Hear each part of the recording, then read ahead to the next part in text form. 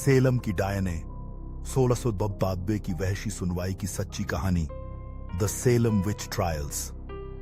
भूमिका इंट्रो। कल्पना कीजिए एक शांत धार्मिक कस्बा जहां हर रात बाइबल की आयतों के साथ सोया जाता था।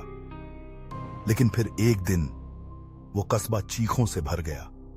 लड़कियों की आंखों में डर, गांव वालों के हाथों में मशालें और हवा में गूंजते आरोप, तू डायन है। यह कोई काल्पनिक कहानी नहीं, यह है 1692 की सेलम की डायनों की सुनवाई की सच्ची, खौफनाक और रूह कंपा देने वाली दास्तान। अध्याय 1। सेलम, धर्म और डर का कस्बा। सेलम मैसाचुसेट्स का एक छोटा सा गांव था जहां धर्म, ईश्वर और पवित्रता सबसे ऊपर माने जाते थे। यहां के लोग प्यूरिटन थे, एक ऐसा ईसाई समुदाय जो पाप और दंड की अवधारणा में अंधविश्वास की हद तक विश्वास करता था। 1692 की सर्दियों में जब ठंड ने गांव को जकड़ा हुआ था, एक ऐसा तूफान उठने वाला था जो न सिर्फ लोगों की सोच बल्कि इंसानियत की नींव तक को हिला देगा। अध्याय 2। बेट्टी और एबिगेल। डर की शुरुआत। पादरी सैमुअल पेरिस की बेटी बेट्टी 9 साल और भतीजी एबिगेल 11 साल ने अजीब बर्ताव करना शुरू कर दिया। वे चिल्लाती, कांपती, बिना वजह गिर पड़ती और कुछ देखती जो किसी को दिखाई नहीं देता। डॉक्टर बुलाया गया, जिसने कहा यह कोई सामान्य बीमारी नहीं है, शायद यह शैतानी ताकतों का असर है। यहीं से उठती है डायन हंटर मानसिकता। अध्याय 3। पहला आरोप। टिटूबा, गुलाम महिला। लड़कियों ने कहा कि 3 औरतें उन्हें परेशान कर रही हैं। सारा गुड़, गरीब भिखारिन, सारा ऑसबोर्न जो चर्च नहीं जाती थी, और टिटूबा, एक अफ्रीकी कैरेबियन गुलाम महिला। इन तीनों पर जादू टोना करने, शैतान से समझौता करने और लड़कियों को छूकर उन्हें पागल करने के आरोप लगे। टिटूबा ने कहा, हां, मैंने कुछ देखा था।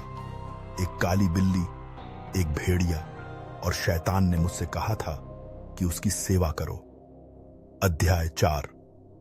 डर की आग फैलती है। यह स्वीकारोक्ति जंगल की आग की तरह फैल गई। अब गांव में हर कोई संदेह के घेरे में था।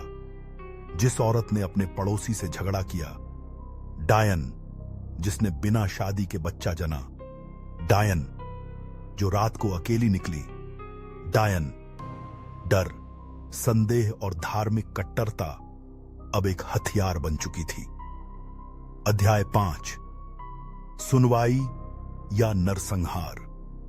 सेलम में एक विशेष अदालत बनी, कोर्ट ऑफ ऑयर एंड टर्मिनर। यह अदालत गवाहियों, सपनों और तथाकथित प्रेतात्मा गवाहियों के आधार पर सजा देती थी। लड़कियां कोर्ट में चिल्लाती, गिरती, कहती, वो डायन मेरी आत्मा को पकड़ रही है, और जज बिना सबूत के ही सजा सुनाते। अध्याय 6। फांसी, पत्थर और पागलपन। कुल 19 लोगों को फांसी दी गई। एक आदमी गाइल्स कोरी को पत्थरों से कुचलकर मारा गया क्योंकि उसने कोर्ट की प्रक्रिया को नाजायज कहा था। सैकड़ों लोग जेलों में सड़ते रहे।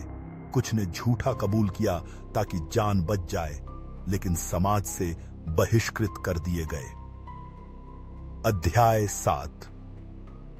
क्या यह सब शैतानी था या कुछ और?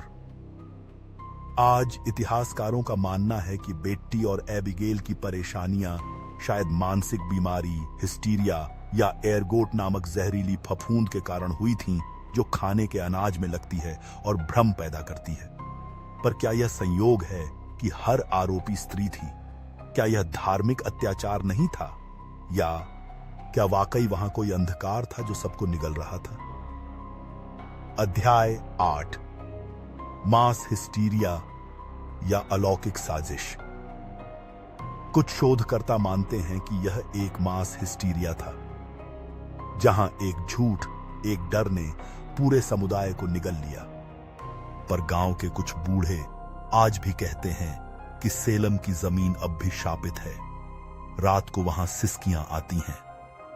अध्याय 9, आत्माएं जो आज भी भटकती हैं। सेलम आज एक हॉरर टूरिज्म का केंद्र बन चुका है। लोग उस पुराने कोर्ट हाउस को देखने जाते हैं जहां निर्दोषों को फांसी दी गई थी। घरों में आत्माओं की कहानियां सुनाई जाती हैं, जहां मोमबत्तियां अपने आप बुझ जाती हैं और दीवारों से आवाजें आती हैं, मैं निर्दोष थी। अध्याय 10, इतिहास का कलंक। 1693 में सेलम कोर्ट को भंग किया गया, पर जिनका जीवन तबाह हुआ उनकी आत्माएं कभी शांत नहीं हो सकी। 1900